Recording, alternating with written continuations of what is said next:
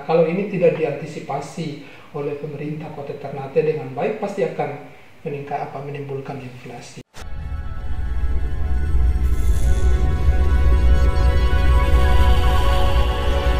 Sahabat LSM Indonesia, jangan lupa subscribe channel ini. Assalamualaikum warahmatullahi wabarakatuh, sahabat lesehan Indonesia. Jumpa lagi kita pada sesi perbincangan kali ini, dan topik yang kita bicarakan pada kesempatan perbincangan kali ini terkait dengan strategi pengembangan ekonomi di Kota Ternate. Sahabat lesehan, tamu kita hari ini adalah Ketua Program Studi Ilmu Ekonomi. Beliau adalah Dr. Amran Hussein yang saat ini juga mengajar di Fakultas Ekonomi dan Bisnis Universitas Hairul Ternate. Sahabat lesehan, ikuti kami terus karena channel ini akan memberikan informasi dan literasi terhadap kebijakan publik di Indonesia maupun di Kota Ternate. Baik sahabat, kita akan sapa tamu kita pada kesempatan perbincangan kali ini. Assalamualaikum warahmatullahi wabarakatuh, Pak Amran. Waalaikumsalam warahmatullahi wabarakatuh, Pak. Ya, baik. Bagaimana kabarnya hari ini? Baik, alhamdulillah. Siapa ya? Sehat. Di tengah situasi pandemi seperti ini, Bapak tetap beraktivitas seperti biasa, Pak ya? Ya. Tetap datang kampus, memberikan kuliah dan memberikan ujian? Ya, sesuai dengan jadwal dan protokoler COVID-19. Baik, ya. Berarti harus tetap bersemangat, Pak ya? Ya. Oke, Pak. Pak Amran, hari ini kita akan bicara soal bagaimana sih sebetulnya strategi yang kita perlukan untuk menjaga perekonomian di Kota Ternate ini. Ternate adalah satu kota yang kita tahu bersama sebagai pusat dari aktivitas ekonomi dan bisnis di Provinsi Maluku Utara, Pak ya.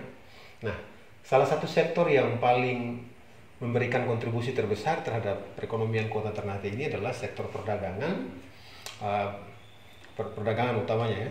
Dan dalam situasi pandemi seperti ini, tentu kita berharap sektor ini bisa bertahan, Pak. Nah, untuk keperluan bagaimana menjaga situasi itu, menurut Pak Amran, apa sih yang harus kita lakukan agar sektor ini tetap eksis? Baik, terima kasih Pak Nurdin. Pertama, saya selaku pribadi mengucapkan terima kasih atas kesempatan yang diberikan untuk sesi diskusi kali ini. Apa yang disampaikan atau apa yang ditanyakan oleh Pak Nurdin tadi, kalau bisa saya memberikan argumentasi bahwa memang Kota Ternate adalah sebuah kota yang secara geografis Kota Ternate berada di pesisir pantai dan memiliki posisi strategis dalam kegiatan ekonomi, terutama di sektor perdagangan. Nah, di situasi pandemi ini memang menjadi tantangan tersendiri bagi pemerintah Kota Ternate untuk menjaga agar sektor ini tetap tumbuh dalam pengertian kebutuhan masyarakat harus tetap terpenuhi dengan baik. Nah, oleh karena itu tentu dari sisi strategi yang harus dilakukan oleh pemerintah kota adalah bagaimana supaya apa yang menjadi kebutuhan pokok masyarakat itu bisa terpenuhi dengan baik. Nah, memang di fakta di lapangan kita bisa melihat bahwa 2-3 bulan terakhir ini ada sedikit bermasalah dari sisi suplai kebutuhan pokok masyarakat disebabkan karena rentang kendali yang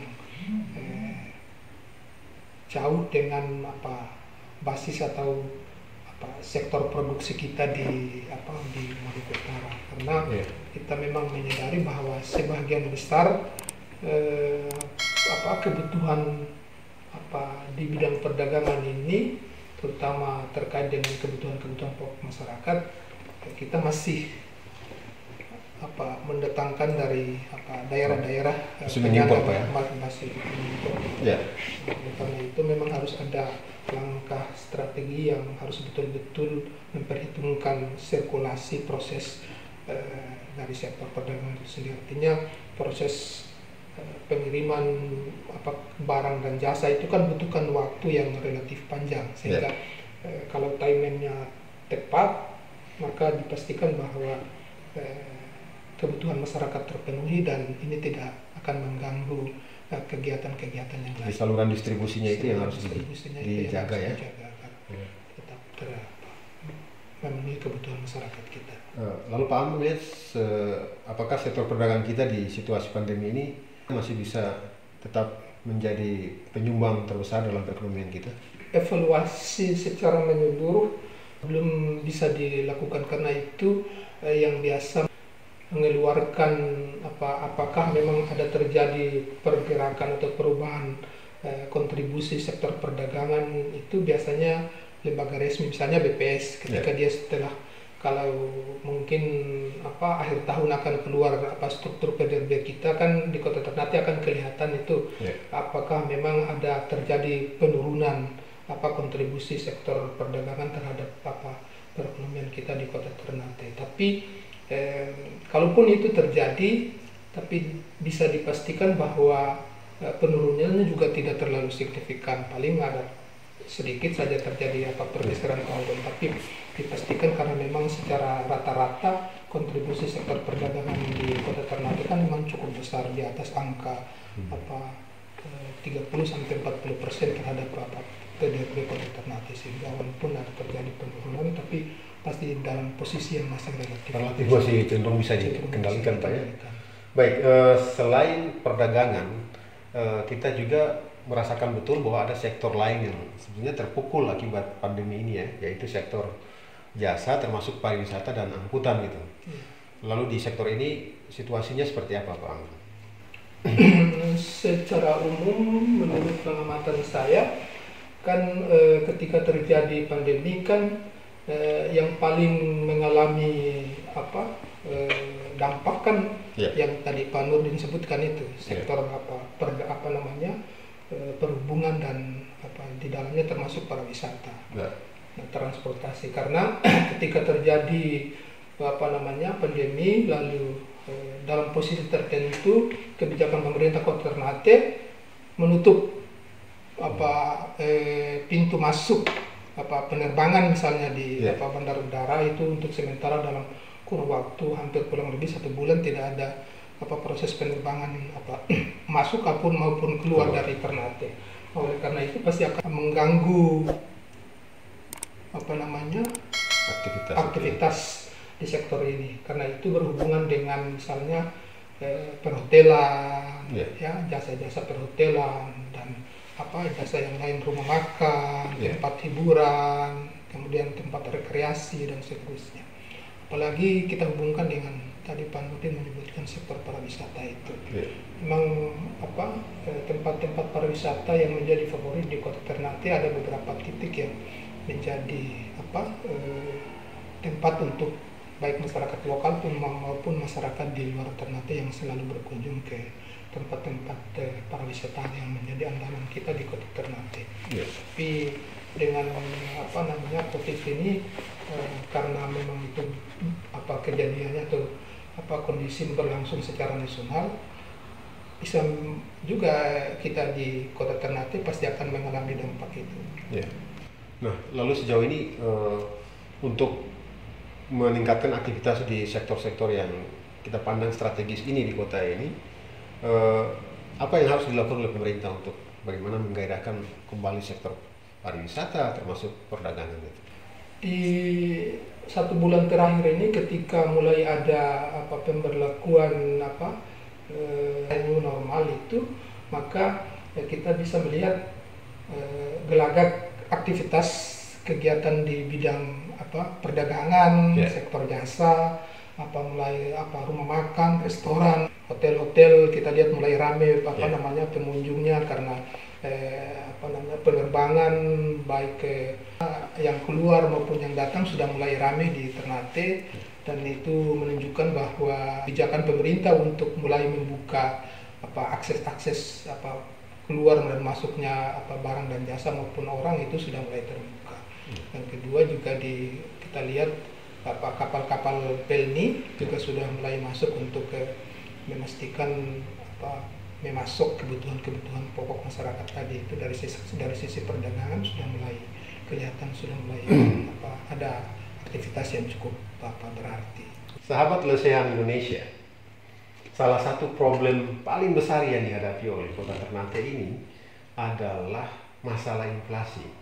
Karena dari tahun ke tahun kita sering menghadapi problematika inflasi yang kategorinya tergolong tinggi. Dari beberapa kota di Indonesia, Ternate tercatat sebagai salah satu kota dengan inflasi yang sangat tinggi. Nah, Pak Amran, terkait dengan inflasi ini ya, kita semua merasakan kena harga-harga barang di kota ini termasuk mahal, Pak ya. Nah, oleh karena itu sebetulnya apa sih strategi yang diperlukan untuk menghadapi atau mengendalikan inflasi ini, Pak? Baik, makasih Pak Nurdin.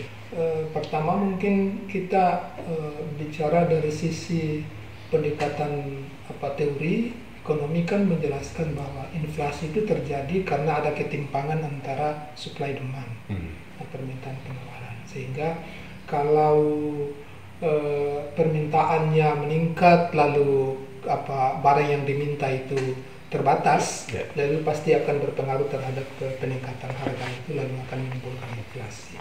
Nah, oleh karena itu dari sisi strategi kebijakan mestinya tanggung jawab pemerintah Kota Ternate adalah menjaga pola keseimbangan distribusi barang dan jasa tadi itu, sehingga kapan permintaan terhadap barang dan jasa itu meningkat, pemerintah dengan cepat bisa memenuhi, karena biasanya ada di waktu-waktu tertentu itu biasa memang terjadi inflasi yang peningkatannya cukup tinggi. Misalnya ini mau menjelang Hari Raya Idul Kurban, jadi permintaan terhadap komoditi-komoditi atau barang-barang dan jasa tertentu itu pasti akan meningkat. Nah, kalau ini tidak diantisipasi oleh pemerintah Kota Ternate dengan baik, pasti akan menimbulkan inflasi. Sehingga kebijakannya adalah terus menjaga, memantau dan melihat secara langsung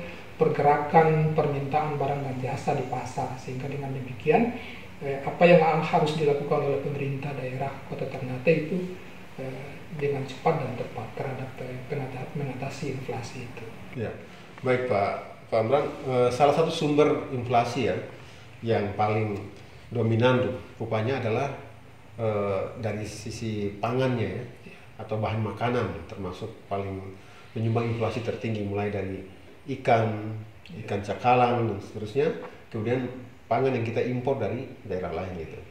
Nah, dulu kita pernah punya gagasan tentang segitiga emas untuk menjaga stabilitas ekonomi di kawasan Ternate, Tidore maupun Halbar. Pak Amran sendiri melihat apakah gagasan ini bisa menjawab permasalahan ekonomi yang kita hadapi saat ini? Dari sisi konsep ini bagus ya. Apa yang digagas oleh teman-teman di kampus lalu itu disampaikan ke pemerintah Kota Ternate, Kota Tidore dan Halmahera Barat, itu dari sisi konsepnya bagus. Yang menjadi masalah dalam tanda kutip adalah keberlanjutan dari program yang telah dirintis di tahun 2016-2017 itu. Nah, mestinya kalau ini pemerintah 3 wilayah ini konsisten untuk melanjutkan program-program di bidang pangan tadi yang Pak Nurdin sebutkan sebagai salah satu faktor pemicu inflasi di Kota Ternate. Harapannya ke depan apa yang kita khawatirkan terhadap inflasi yang terus naik dalam waktu-waktu tertentu itu mestinya bisa dikendalikan. Nah, memang lagi-lagi ini membutuhkan komitmen dari pemerintah 3 wilayah ini, karena memang Ternate kan pasarnya, karena permintaan terhadap kebutuhan pangan di Kota Ternate itu cukup tinggi karena penduduknya cukup besar. Cuma sayangnya kan Ternate memiliki keterbatasan lahan dari sisi produksi, sehingga memang dia membutuhkan kerjasama dengan wilayah-wilayah pinggiran, misalnya Tidore dan Halmahera Barat sebagai penyangga dalam memenuhi kebutuhan pangan di Kota Ternate. Baik, dari sisi kesiapan pemerintah daerah sendiri dalam hal merancang kerjasama ini, Pak Amran melihat seperti apa dari ketiga pemerintahan yang ada ini?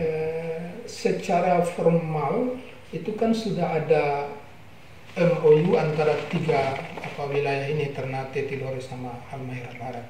Nah, tinggal ini lanjutkan. Kalau saya tidak salah ingat, di beberapa waktu yang lalu di tahun 2019 kalau tidak salah sudah ada panen bersama terhadap beberapa komoditi tertentu di Halmahera Barat dan di Kota Tidore. Artinya bahwa tadi dari sisi konsep itu sudah ada apa hasilnya. Nah, tinggal ini diimplementasikan dan terus dijaga apa kontinuitas kegiatannya, sehingga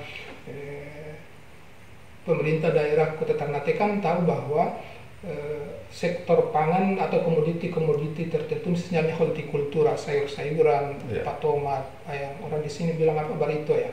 Barito itu tidak 100% bisa dipenuhi oleh apa namanya sektor produksi kita di Kota Ternate, masih tetap membutuhkan apa pasokan dari Halmahera Barat dan Kota Tidore. Oleh karena itu memang tinggal mau dipikirkan bagaimana model kerjasamanya yang itu bisa berlangsung secara terus-menerus. Dari sisi kebijakannya sudah oke, tinggal implementasi. Itu berarti kita bicara hal yang agak teknis terkait dengan dinas yang terkait, misalnya dinas pertanian dengan apa dinas pertanian Halmahera Barat dengan Kota Ternate, bagaimana cara mereka bisa bekerja sama untuk bisa memaksimalkan apa produksi di sektor pangan itu untuk bisa memenuhi pasar baik di Kota Ternate sendiri maupun di Halmahera Barat. Prinsipnya bahwa kerjasama ini saling menguntungkan, Pak ya. Ya. Lalu Pak, apakah kita perlu semacam satu kelembagaan khusus yang mengelola kerjasama 3 kawasan ini? Apakah namanya badan otorita atau apa, sehingga apa namanya dari sisi regulasi kemudian dari sisi kerjasama antar wilayah ini bisa berjalan maksimal gitu?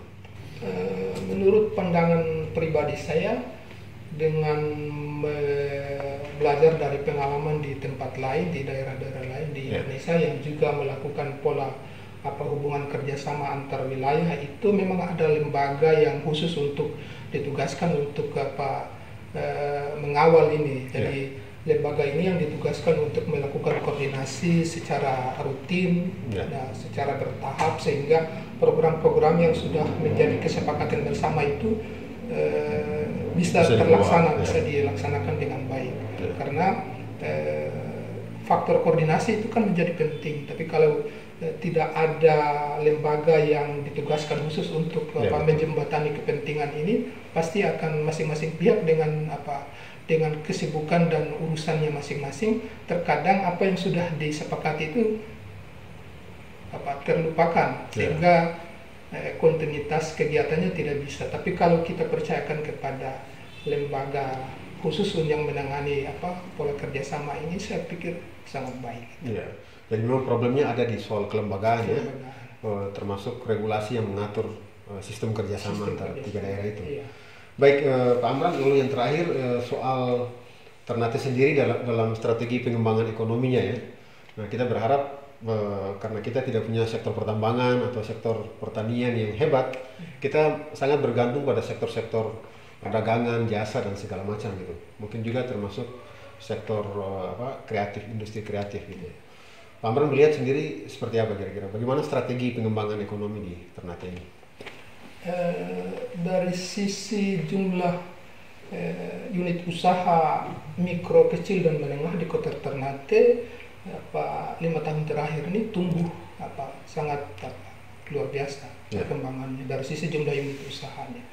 Nah, dengan tingkat penyerapan tenaga kerja yang juga cukup lumayan, itu bisa kita lihat dari banyak kegiatan-kegiatan di sektor perdagangan, terutama terkait dengan usaha mikro, kecil dan menengah, itu tumbuh di hampir seluruh sudut-sudut Kota Ternate. Nah, tetapi bagi saya yang menarik sebenarnya adalah ketika pemerintah Kota Ternate melakukan ekspansi, membuka ruang untuk tumbuhnya usaha-usaha kecil dan menengah, ada fenomena lain yang sekarang muncul, itu adalah familia. Nah, itu yang dalam jangka panjang ini juga harus perlu mendapat perhatian, kalau tidak akan menutup ruang bagi usaha-usaha kecil. Nah, sehingga harus ada jumlah minimal yang diberikan ruang untuk mereka, karena memang ini Kota Ternate adalah kota terbuka, kota yang terbuka untuk menerima, dan visi pemerintah Kota Ternate tahun 2020 adalah pengembangan investasi. Sehingga mereka memang membuka ruang untuk para investor untuk mau masuk di sini, terutama sektor perdagangan. Sektor perdagangan. Data terakhir yang disampaikan oleh Mbak Peda tadi itu ada kurang lebih 30 yang akan diizinkan untuk beroperasi. 30 di seluruh wilayah Kota Ternate. Nah, apakah ini nanti dalam jangka panjang ke depan harus perlu ditambah atau cukup? Karena tadi itu harus kita menjaga pola keseimbangan antara usaha yang mereka ini kan sudah bisa dikategorikan usaha menengah besar ini. Nah, usaha kecil mikro ini yang juga harus perlu diberikan ruang yang cukup. Mereka bisa tumbuh. Nah, tinggal bagaimana pemerintah membijaki ini sehingga ke depan usaha ini tetap sama-sama tumbuh dan berkembang. Dari sisi industri kreatif sendiri, Pak Amran? Dari sisi industri kreatif sendiri, potensinya juga cukup baik tumbuhnya. Karena itu memang yang perlu dilakukan oleh pemerintah kota ke depan adalah dari sisi pengembangan sumber daya manusianya. Sumber daya manusia, Pak, Sumber daya manusianya yang perlu diperhatikan, sehingga dari potensi sumber daya alamnya kan sudah cukup tersedia. Tinggal bagaimana sumber daya alam itu dimaksimalkan dengan kita menyiapkan infrastruktur pendukung, terutama sumber daya manusia. Oke, sahabat Lesehan Indonesia, saya kira demikian perbincangan kita hari ini. Semoga perbincangan yang singkat ini bisa memberikan banyak informasi, edukasi terhadap kebijakan-kebijakan publik di daerah ini. Sampai jumpa lagi di sesi selanjutnya. Terima kasih. Syukur dofu-dofu.